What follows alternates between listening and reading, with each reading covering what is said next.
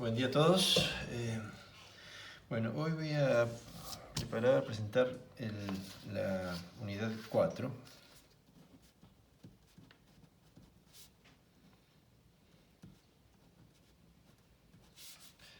Sistemas de primer orden.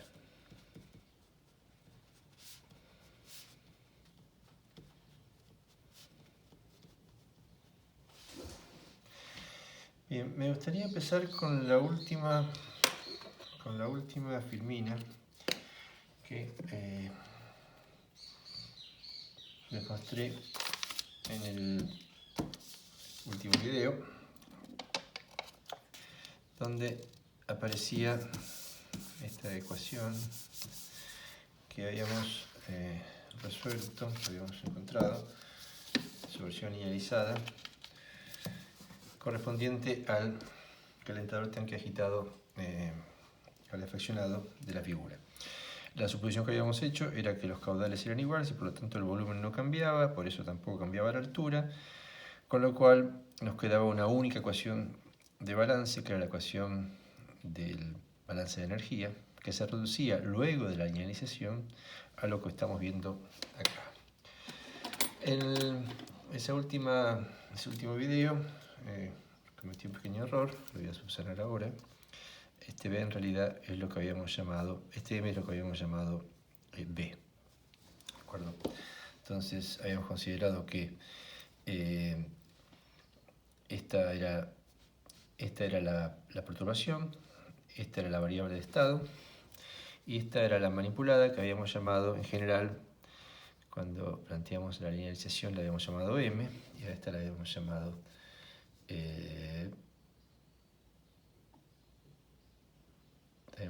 D a esta, y en realidad a esta la habíamos llamado C. Entonces, esto es acorde a cómo hicimos el planteo para linealización. Entonces, lo que obtuvimos acá fue una única ecuación de balance, que se transformó en una ecuación de estado para la temperatura T, y que es, como ya lo mencioné anteriormente, una ecuación de primer orden, a derivada simple, es decir, solamente dependiendo del tiempo, de una única variable independiente, que es el tiempo, y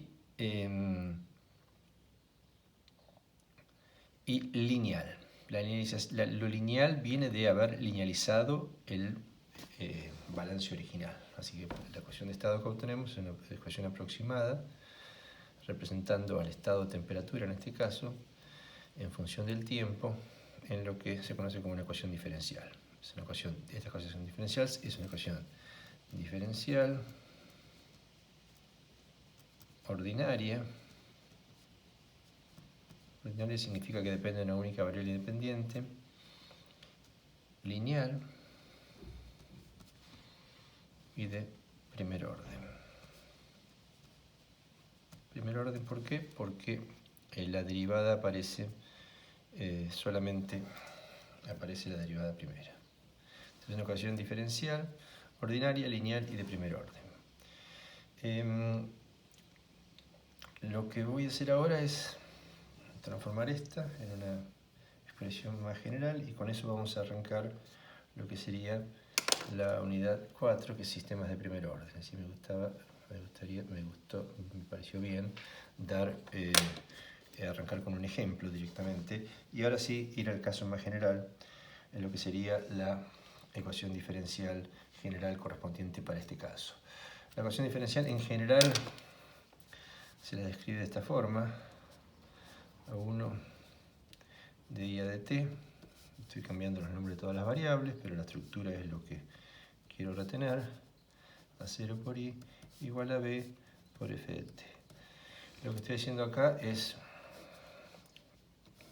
definiendo una ecuación estándar, en forma estándar, una ecuación diferencial de primer orden, en el cual tiene parámetros A0, A1 y B, que se corresponden respectivamente con el I es el T o el X anterior, el A0 es el A anterior, el A1 es En realidad el A1 no es, porque esta la tenemos en un formato distinto, así ahora la voy a poner luego en... No vamos a ir a este formato, así lo que acá habría que hacer son las respectivas cuentas para ver cómo hacemos para transformar exactamente esta en esta. Pero no queda duda que en principio las ecuaciones son iguales. Uno siempre puede dividir por A1 acá, con lo cual esto, digamos, eliminamos el A1 de acá, puedo dividir por A0 y eliminamos el A0 de esta. Acá en realidad los coeficientes aparecen en todas, menos en el derivada, así que en realidad si uno tuviera que hacer exactamente el equivalente este, debería dividir todo por A1 acá, y sería el equivalente. Y después despejar A0, B y A1 para los correspondientes C, A y B. No importa mucho eso. Ahora lo importante es que uno puede llegar a partir de este balance a un formato de este tipo, que es lo que llamamos ecuación diferencial de primer orden, y lo llamamos también sistema de primer orden porque sistema se refiere a que está representando algún sistema dinámico, esencialmente. Bueno, entonces a partir de ahí lo que voy a hacer ahora es desarrollar la cuestión más matemática de este tipo de ecuaciones diferenciales y sus respectivas funciones de transferencia. Entonces, como les decía, lo que tenemos acá es una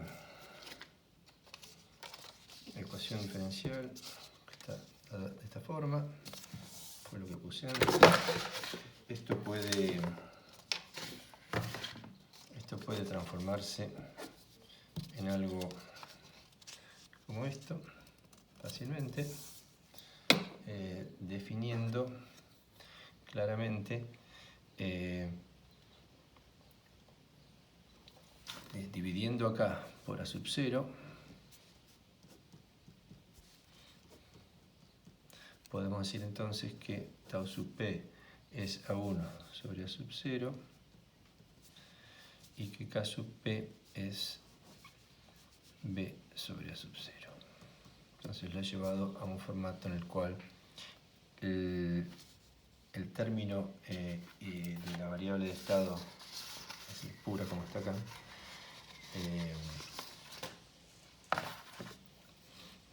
acá, es el que queda sin coeficiente. Bueno, a esto lo vamos a llamar constante de tiempo. Fíjense que la unidad es correcta, ya que si esto es en unidades en i y esto es en tiempo y esto es en i, para que la suma sea posible esto tiene que ser en tiempo. Y a esta la vamos a llamar ganancia o ganancia en estado estacionario.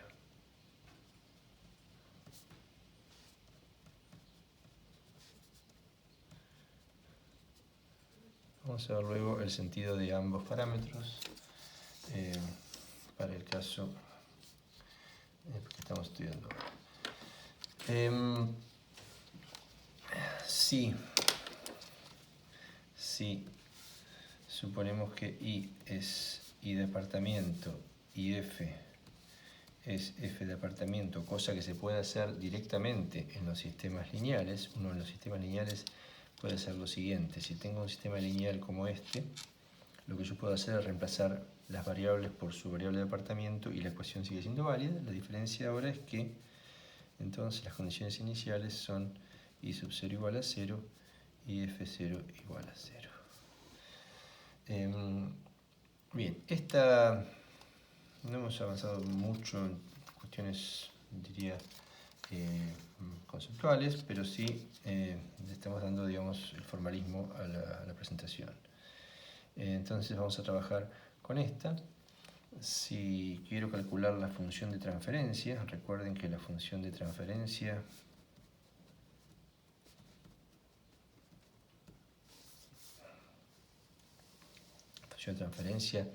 era la relación entre la variable de estado transformada y la variable de entrada transformada. Esta es la función de transferencia. Cuando todas las demás entradas, en este caso tenemos una sola, por lo tanto todas las demás que no las hay están en cero. Y además las condiciones iniciales son nulas, cosa que ocurre en el caso de utilizar variables de apartamiento, forzosamente, ¿no? Entonces, bien, acá lo que tenemos es esto también, ¿no? La función de transferencia entonces es esta, para poder, digamos, analizar correctamente, calcular cuál es la función de transferencia. Lo que voy a hacer entonces es aplicar transformada de Laplace a la ecuación diferencial. Aplicar transformada de Laplace a la ecuación diferencial va a resultar en la siguiente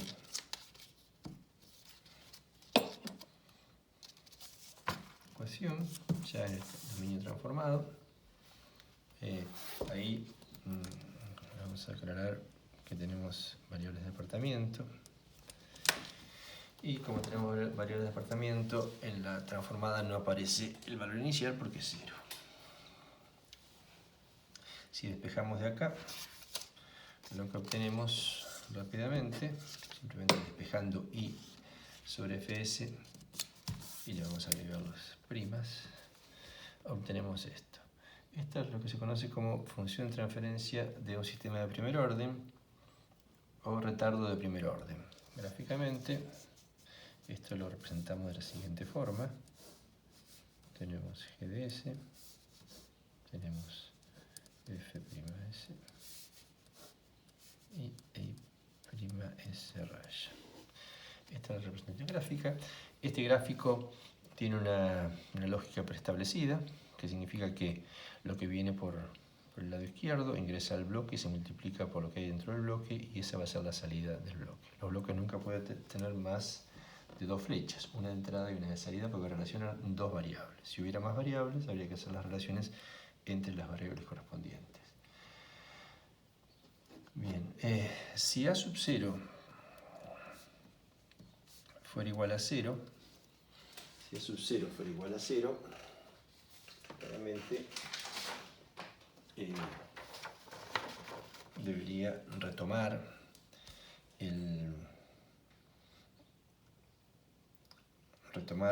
esta definición que hicimos momentáneamente acá al dividir por A sub 0. Obviamente yo no voy a dividir por A sub 0 si A sub 0 es igual a 0, por lo tanto, si A sub 0 es igual a 0, la ecuación diferencial resultante va a ser A sub 1 de I a dt igual a B por F de t. Esa va a ser la ecuación resultante si A sub 0 es igual a 0. Y si calculamos y tenemos en cuenta que tenemos variable de apartamiento y calculamos la transformada de Laplace, me va a quedar lo siguiente.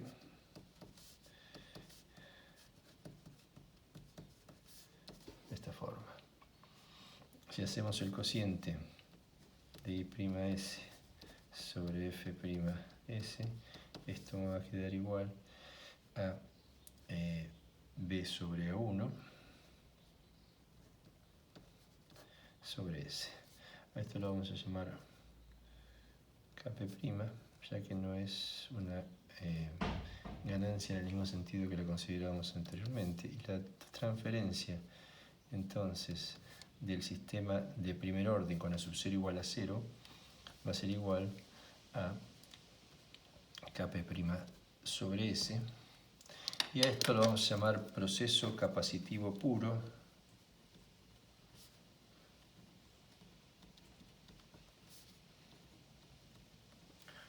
o integrador puro. Ya vamos a ver bien a qué se deben estos nombres. Pero estamos, digamos, hemos obtenido las funciones de transferencia para el caso general del sistema de primer orden y para el caso particular en que A sub 0 es igual a 0. Bien. Ahora, algún comentario en relación a estos dos y el caso general de sistema de primer orden. El sistema de primer orden, como elemento físico, se caracterizan por almacenar algunas de las cantidades fundamentales, sean estas materia, energía e impulso, que no lo estamos considerando en particular. Y se caracterizan también porque haya una resistencia al flujo de estas cantidades, tanto de masa, energía e impulso. En general, los componentes dinámicos más comunes en una planta química son lo que llamamos retardos de primer orden o procesos capacitivos puros, integradores puros, ¿no? También entonces a esto lo llamamos, entonces, así como le dimos nombres particulares al proceso capacitivo puro, integrador puro, a esto lo llamamos directamente retardo de primer orden.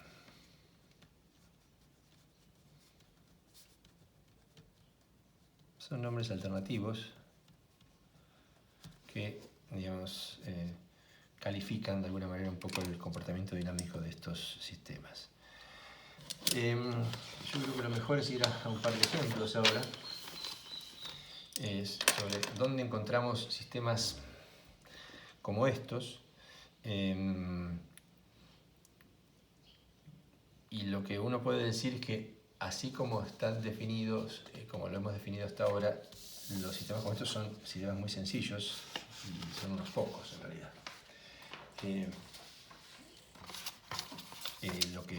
Lo que ocurre es que en muchos casos lo que tenemos son sistemas interconectados de primer orden, pero que finalmente el resultado final no es un sistema de primer orden. Pero vamos a ver, vamos más despacio con eso. Entonces, lo que tenemos hasta ahora como ejemplo que quiero plantearles es lo que sería la capacidad de almacenar masa.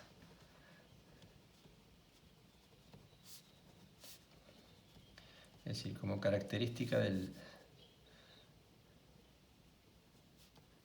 sistema de primer orden que estamos planteando en este caso, tiene la capacidad de almacenar masa. Si yo hago el balance de este tanque, fíjense que este es un tanque, no es el tanque ejemplo que hemos usado anteriormente, acá no hay calentamiento de ningún tipo. Lo que está ocurriendo acá es que tenemos un tanque muy simple, el cual ingresa un fluido por la parte superior, se descarga por la parte inferior, la descarga por la parte inferior la llamamos F0 y ahora sí, para ella le damos una ecuación constitutiva que es H sobre R. Esta H sobre R es una linealización de la ecuación de Bernoulli que describe cómo se vacía un tanque, es decir, el caudal de vaciamiento de un tanque cuando el tanque tiene una superficie importante y el vaciamiento se realiza en forma lenta. Entonces, en ese caso, uno puede aproximar, la ecuación de Bernoulli dice que esa forma de vaciarse está arreglada por una ecuación que es proporcional a la raíz cuadrada de la altura del tanque. Si uno linealiza la raíz cuadrada o cualquier otra cosa, lo que obtiene es un término lineal y una serie de términos no lineales. Nos quedamos con el término lineal que me dice que el caudal entonces que se descarga por el tanque es proporcional a la altura sobre una cierta resistencia que se caracteriza o por un elemento puntual que se encuentra dentro en el propio caño o por el propio caño en su extensión completa. Fíjense que es muy razonable pensar que cuanto más líquido tengo en el tanque, más altura tengo, más presión se ejerce sobre el punto de salida y por lo tanto el caudal es más grande. Y esto depende de cómo es la restricción, tanto que puede imponer un elemento puntualmente puesto en esa posición o el propio caño. Bien, si reescribo esta ecuación en nuestro formato de ecuación diferencial, tengo esto y lo que uno ve acá es lo que habíamos conversado anteriormente, donde habíamos llamado A por R lo habíamos llamado tau P. Habíamos dicho tau P o tau P. Y a R lo habíamos llamado K sub P. Es decir, el sistema este es un sistema de primer orden y va a tener las características que hemos mencionado anteriormente. Si calculamos la ecuación de transferencia, la función de transferencia, obtenemos lo que ya vimos anteriormente para el ejemplo del tanque, a pesar de que el ejemplo del tanque era un caso de balance térmico, con el cual lo que estábamos analizando era la temperatura y no la altura como en este caso. Acá lo que podemos decir es nuevamente que como la ecuación es lineal podemos ponerle primas en todos y no mucho más. Fíjense que A es una capacidad de almacenamiento y R está relacionado con una resistencia. Cuanto más capacidad de almacenamiento tengo, más grande es la constante de tiempo. Cuanto más resistencia tengo, más grande es la constante de tiempo y más grande es la ganancia. Por ahora nos quedamos con eso nada más. Recordamos que la R es la resistencia al flujo y A es la capacidad de almacenamiento que tiene este sistema. Un segundo sistema, ahora este es un sistema de almacenamiento de masa, es decir, acá lo que estamos utilizando es el balance de masa total del sistema. Un ejemplo de almacenamiento de energía.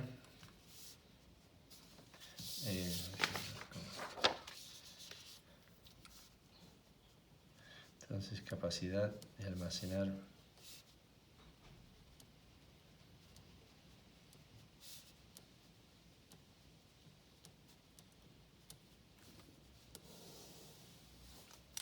se puede plantear con el siguiente ejemplo. Este ejemplo es un ejemplo bastante particular porque hasta ahora siempre hemos tenido corrientes de entrada y salida. Acá estamos planteando un tanque que está tiene una cantidad de líquido fija, determinado volumen, y no tiene ingreso ni tiene salida. Lo único que tiene es un serpentín que a través de circulación de vapor permite entregarle calor al sistema para producir su calentamiento. Tenemos una temperatura acá.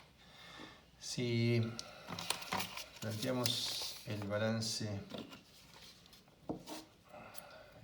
de energía de este tanque, lo llevamos a ecuaciones de estado, y como ya hemos visto, lo que tenemos es una ecuación de este tipo, en la cual, digamos, esto es bien familiar, esta es la cantidad de calor que se almacena en el tanque, que es igual al calor entregado. Entonces se almacena tanto calor como se entrega, ya que no tenemos ni entrada ni salida de líquido en ese tanque.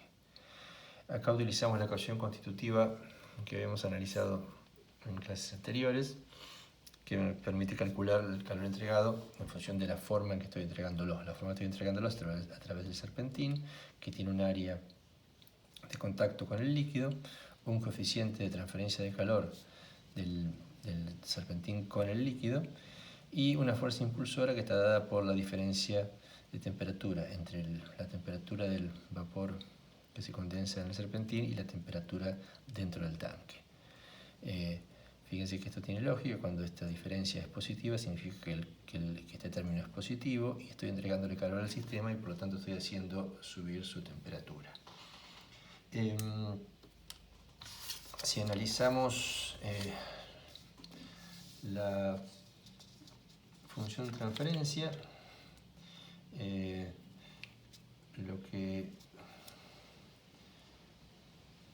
bueno, primero, como ya les decía, uno puede, en el caso este, que es un caso nuevamente en el cual tenemos un balance que nos da una ecuación diferencial de tipo lineal y ajustable a nuestra ecuación general tal como la habíamos planteado. Así, la ecuación general que hemos planteado tiene esta forma: A1 de I de t más A sub 0 por I igual a B por F de t, y en realidad habíamos hecho una división para sub 0 y habíamos dejado libre el término independiente, y habíamos llamado tau sub p y k sub p a estas variables, y habíamos puesto prima en todos lados porque esto era lineal de arranque. Claramente acá podemos identificar a B rho Cp. Fíjense que no hay... Sí, perdón. Si digamos, trabajamos sobre esta un poquito más, obtenemos lo siguiente, y la llevamos a este formato, donde queremos dejar el I solo. Tenemos que B rho Cp de t' de t más U a t t' es igual a U a t t' st, y a su vez dividimos por U a t y por U a t, obtenemos una ecuación con la siguiente forma, donde esto es tau sub p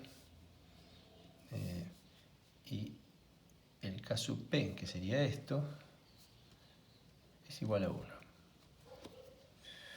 Entonces, transformando por Laplace, es decir, esta ecuación claramente se ajusta a la general que estábamos analizando.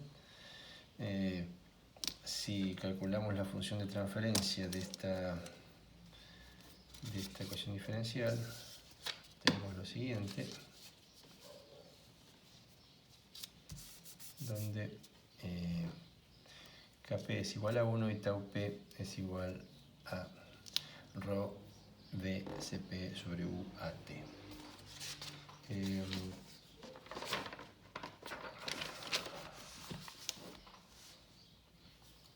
Entonces,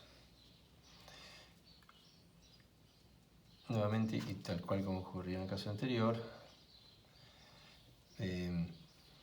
B rho Cp es la capacidad de almacenamiento de calor, está relacionada con la capacidad de almacenamiento de calor. A mayor este valor, mayor calor se almacena, y UAT está relacionada con la resistencia al flujo de calor.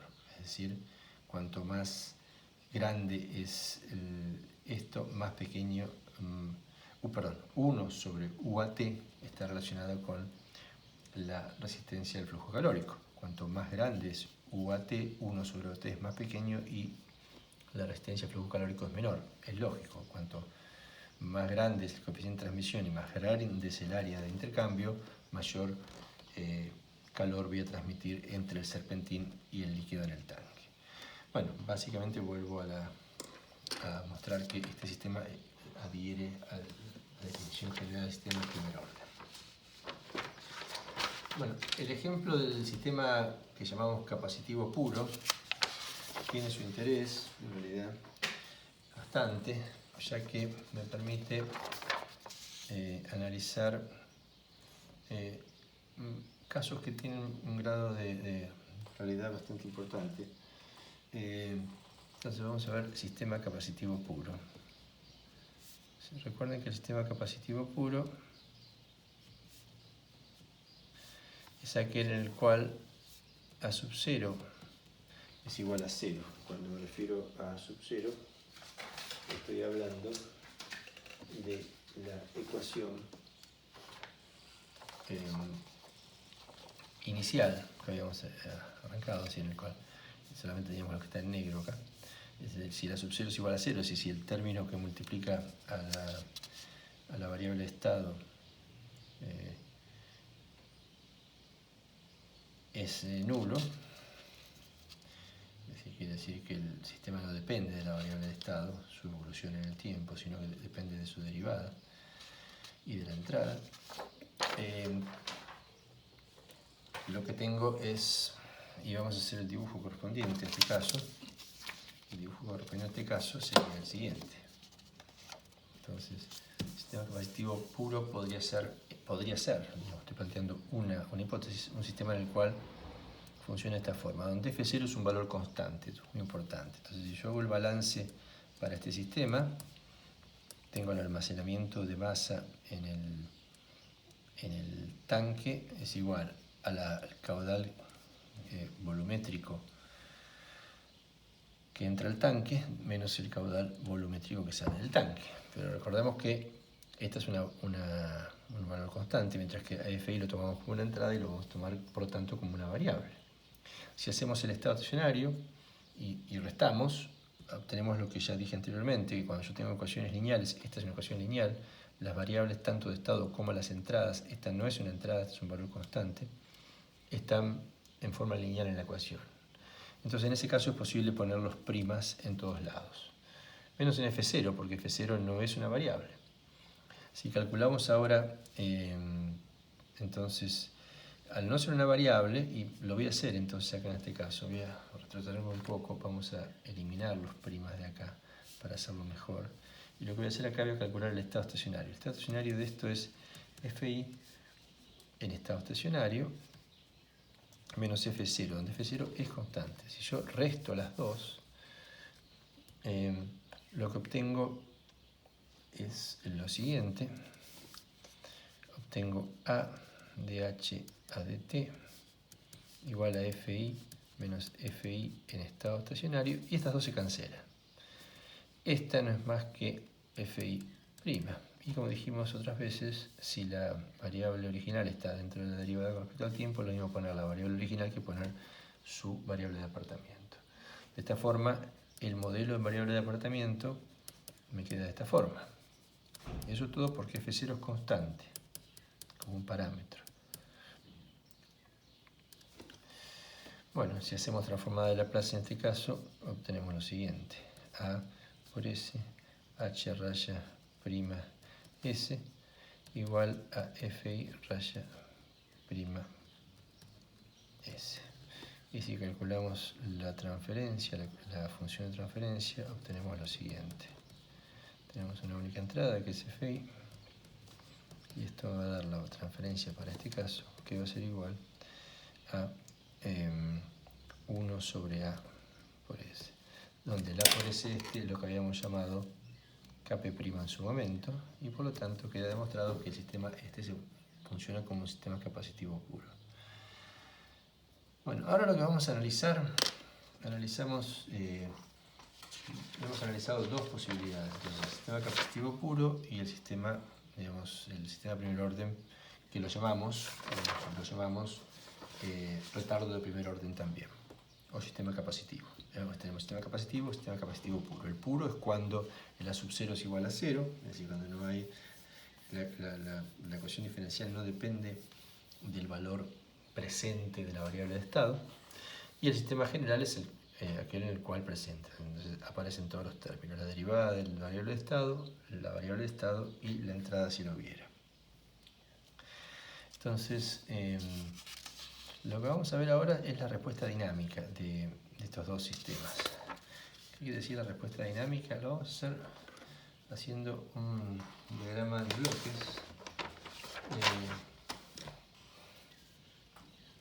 Y vamos a hacerlo primero para el sistema capacitivo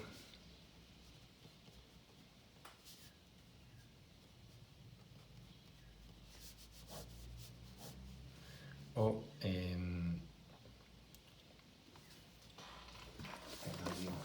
varios nombres.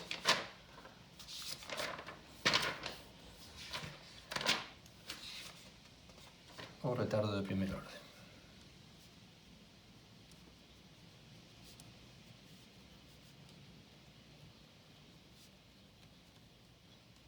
Bueno, este es el que el que resolvimos de esta forma. De forma general, esa es su transferencia. Y estas son sus entradas y salidas. Acá podemos ponerle todo esto o no, dependiendo un poco cuán obvio sea que la cosa es de esa forma, o pensando que no necesariamente es lo más importante. Entonces, lo que voy a analizar es la respuesta dinámica de este sistema.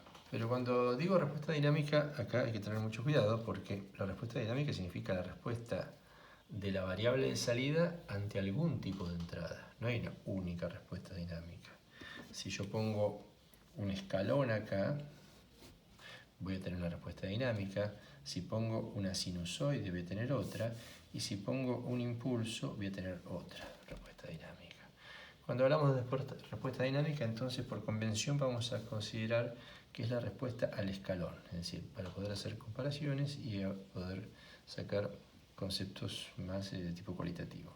Entonces no vamos a usar esta, no vamos a usar esta, no significa que no haya respuestas dinámicas para cada una de estas, pero vamos a analizar la respuesta dinámica cuando aplicamos un escalón al sistema que estamos estudiando, en este caso sistema capacitivo.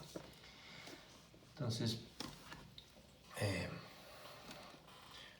si vamos a aplicar un escalón, en ese caso f de f' de s ya tiene una clara, digamos, un claro formato y una clara función de transferencia, perdón, una clara representación en variable transformada. Recuerden que la representación del escalón, esto es el escalón en el tiempo, ¿no es cierto? Se aplica en tiempo igual a 0, y si estamos hablando de variable de departamento, arranca en 0, este es el tiempo, y lo que suponemos es que tiene una amplitud 1, pero eso es arbitrario. Es decir, en principio lo hacemos con amplitud 1 y luego generalizamos una amplitud digamos, distinta de 1. Entonces, si f' de s es 1 sobre s, que es la transformada de este escalón, el I' de s,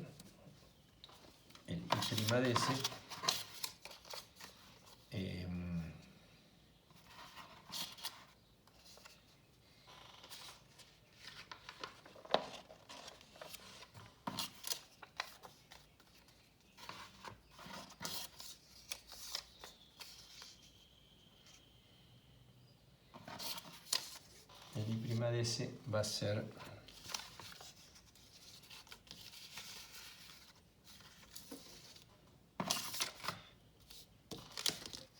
dado de la siguiente forma. Ya lo tenía acá impreso. Es Kp, va a ser el producto de 1 sobre S por G de S. Y esto, digamos, teniendo en cuenta que esto es G de S, me queda de esta forma, que se puede escribir fácilmente de esta forma, que ya lo hemos hecho en alguna clase anterior. Si antitransformo, déjenme seguir agregando los primas por acá. Si antitransformo, lo que obtengo es lo siguiente. Antitransformo esta, ¿no es cierto? La antitransformada de 1 sobre S, de Kp sobre S es Kp, por lo tanto tengo el término Kp acá, y la transformada de menos Kp tau P por 1 sobre tau ps más 1 es E a la menos T sobre tau P. Y por lo tanto la diferencia es lo que estamos viendo acá. Esto va a ser la variable departamento. Y este resultado lo podemos graficar de la siguiente manera. Vamos a pasar. Vamos a ponerlo acá. Podemos graficar de la siguiente manera.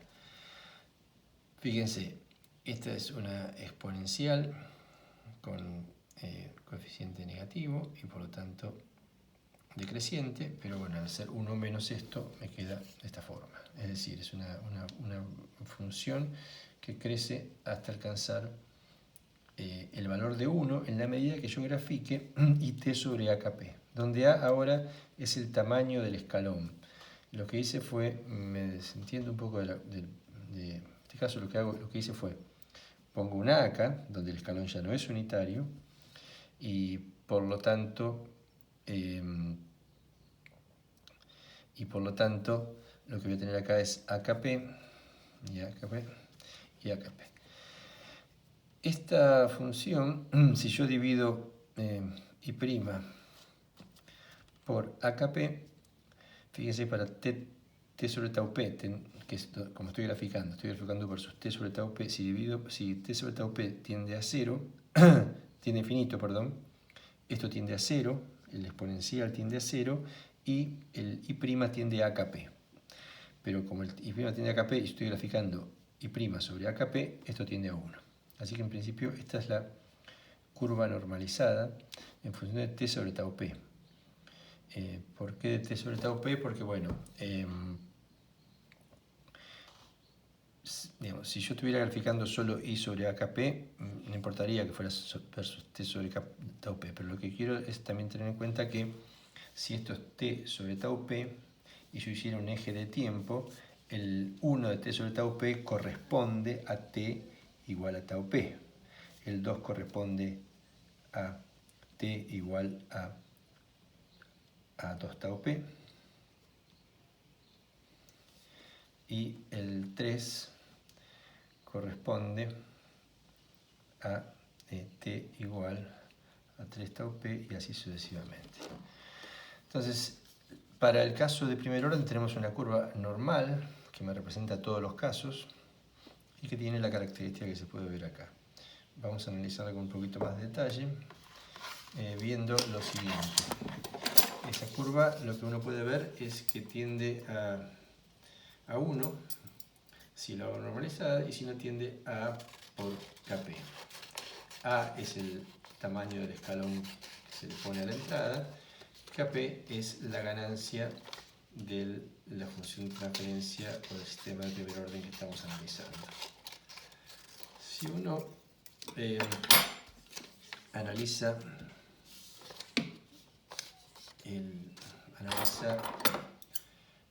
cómo evoluciona esta curva general que estoy poniendo acá, puede ver lo siguiente.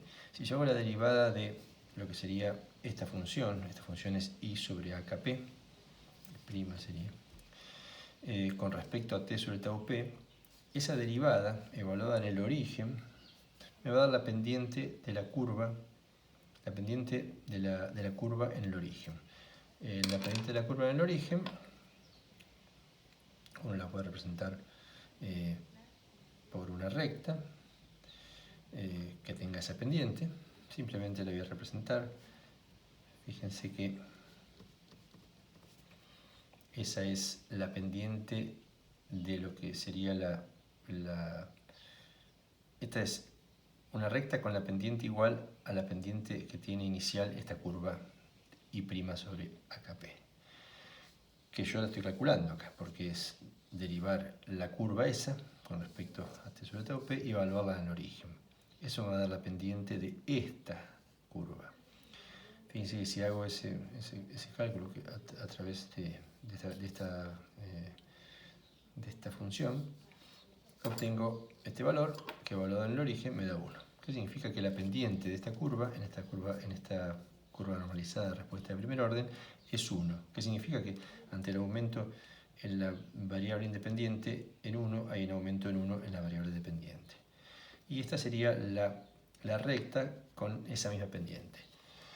Bueno, ahí lo que uno puede decir es lo siguiente.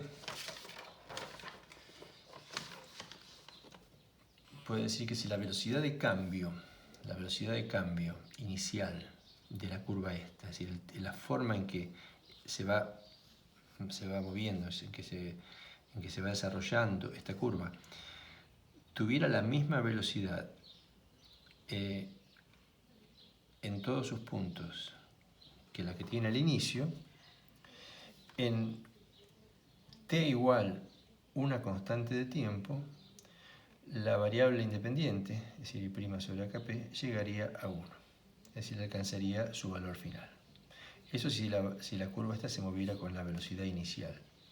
La curva se mueve con una velocidad cada vez menor. La velocidad inicial es la velocidad máxima con que la curva esa evoluciona. Entonces, esto igual de todos modos nos deja una sensación de que tau sub p está relacionado con el tiempo que tarda la variable de estado en alcanzar el valor final, ya que en una suposición tal vez un poco exagerada de que la curva se mueva siempre con la misma velocidad con la que se movió al inicio, lo alcanzaría en una constante de tiempo o en tau p, en t igual tau p.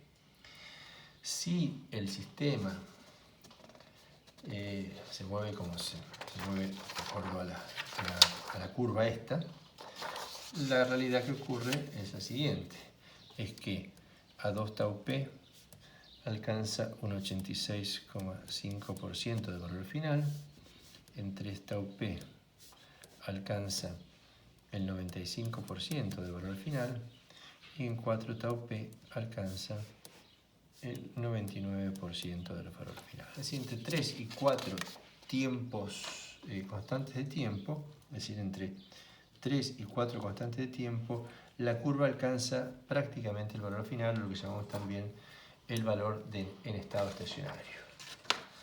Entonces, eso es un poco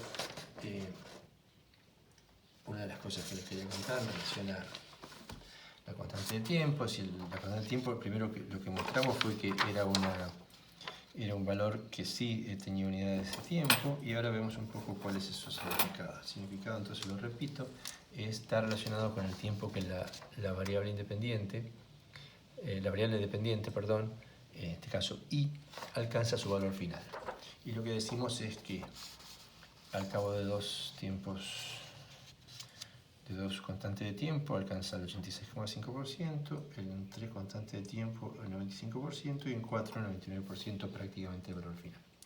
Esto en relación a tau p, que es una de las cosas que nos interesaba. La otra cosa que nos interesaba es lo que llamamos la ganancia, Kp, que no quedó tan claro qué significaba. Y lo que vemos acá es lo siguiente. Podemos ver lo siguiente, que el valor de i para t tendiendo a infinito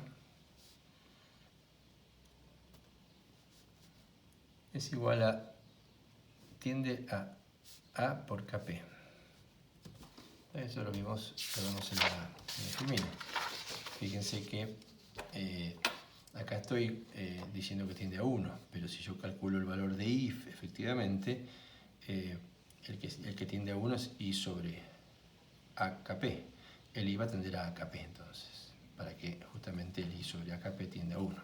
Entonces lo que estoy diciendo es que el i tiende a AKP cuando t tiende a infinito.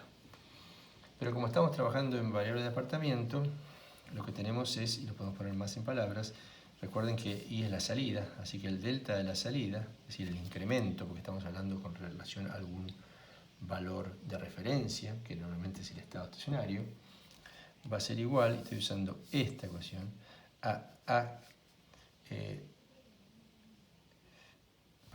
a ser igual a Kp por A, pero el A es el delta de la entrada. Fíjense que la entrada pasó de un valor 0 a 1 o 0 a A. Después lo que hicimos fue lo generalizamos a A. Entonces, a 1 pasó de 0 a 1 o pasó de 0 a A. T1 se transforma en A en el caso general. Lo que pasó entonces es que, habiéndole puesto un delta en la entrada de tamaño A, la salida tiene un delta determinado que es proporcional al delta de la entrada. Entonces, y esto es un justificativo perfecto para llamar a esto ganancia, que fue como lo llamamos sin haberlo justificado fuertemente. ¿Qué significa?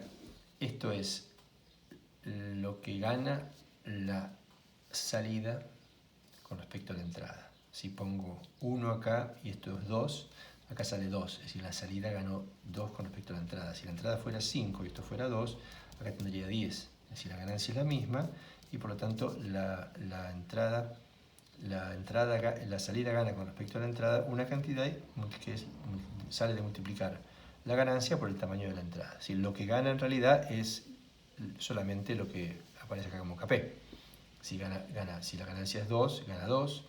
Si la ganancia es 5, gana 5. Así se multiplica por 5 la entrada, se multiplica por 2 para obtener la salida. Entonces es el sentido de ganancia. Bueno, con esto, de alguna manera, queda cerrado lo que sería la clase de sistema de primer orden. Vuelvo tal vez con la figura inicial que me da lugar a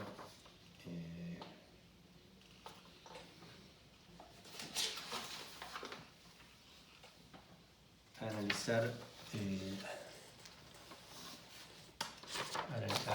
a recopilar un poco lo que dijimos, ¿no? Lo que dijimos fue lo siguiente: algunos sistemas que, digamos, cuando digo sistema estoy pensando en modelos puestos en forma de ecuaciones diferenciales, que recordamos que arranca uno con las ecuaciones de balance. En principio son tantas ecuaciones de balance como sean necesarias para describir el sistema, pero ellas son básicamente balances de masa total, de masa por componente y de energía, pero puede haber varios para un sistema dado. Eso resulta en un sistema de ecuaciones diferenciales de primer orden, un sistema sin varias ecuaciones. El caso más simple es el sistema, si en todos los casos aparece la derivada primera exclusivamente, los balances de masa de energía que nos interesan aparecen las derivadas primeras, por lo tanto los sistemas de ecuaciones van a ser sistemas de ecuaciones diferenciales de primer orden, que inicialmente no van a ser lineales, pero una vez que los linealicemos vamos a poder decir que son sistemas diferenciales de ecuaciones diferenciales de primer orden, y además decimos que son ordinarios. Las ecuaciones son ordinarias en el sentido de que solo dependen de una variable independiente que es el tiempo. Entonces, con ese encuadre empezamos a estudiar el más simple, que es el sistema de primer orden, que es cuando tengo una única ecuación. Y después la próxima unidad 5, sistema de segundo orden, vamos a ver qué pasa cuando tenemos más de una ecuación diferencial describiéndome el sistema. Siempre ecuaciones que en principio tienen solamente la derivada primera de la variable de estado, pero pueden ser varias. Entonces vamos a ver qué pasa en ese caso. Así que con esto doy por finalizada la unidad 4, sistema de primer orden, y la próxima va a ser la unidad 5, sistema de segundo orden, que está íntimamente relacionada con esto y nos va a dar, nos va a ir acercando a lo que va a ser la finalización de la parte de dinámica de los sistemas que nos hemos propuesto estudiar, que son los sistemas que aparecen en los procesos químicos. Bueno, nada más por ahora, entonces les agradezco la atención y buenas tardes.